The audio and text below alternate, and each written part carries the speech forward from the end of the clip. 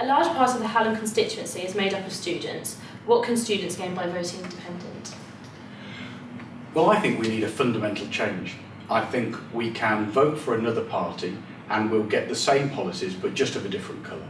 I think we really need to do something radically different, and instead of just one party replacing the next and just trying to undo what the last party did, I think we actually need to work together to work out the best policies on a case-by-case basis. So we look at the evidence, and we're not blinded by party ideology, but we look at the interests of the people that we're trying to affect, and we work together rather than against each other.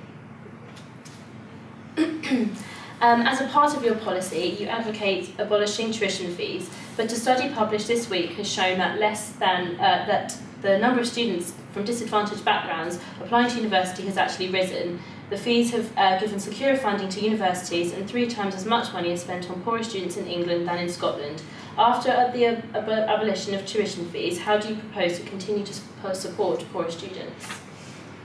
Well, I think it's great that higher education should be available to everyone. Now, I think it's slightly misleading when we say it's great that lots of people are joining, because actually what that means is we're ending up with hundreds of thousands of young adults with an outrageous amount of personal debt. Now, it's testament to the government's ability to spin that as a positive thing. But when you graduate in a couple of years and you have typically £45,000 worth of debt, that will take a lifetime to pay off, or you don't pay it off, and that just comes back to a burden on the taxpayer. So yes, absolutely, take-up is essential, and one of the tragedies of the last 5 years is the way that social mobility is ground to a halt. I'm the first generation in my family to go to university. I came from a particularly interesting childhood. There was no expectations on me to go to university, but I did eventually. And I know how transformational that experience could be.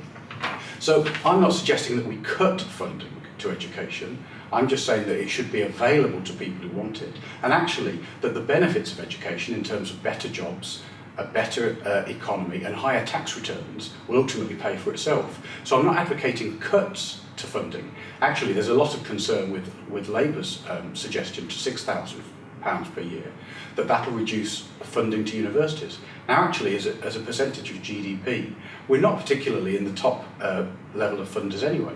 I think our universities need appropriate funding to be able to deliver the services that we all benefit from in the long term. And what can you offer students who are graduating? I think it'd be nice to see some more, as many as possible, students to stay in the city.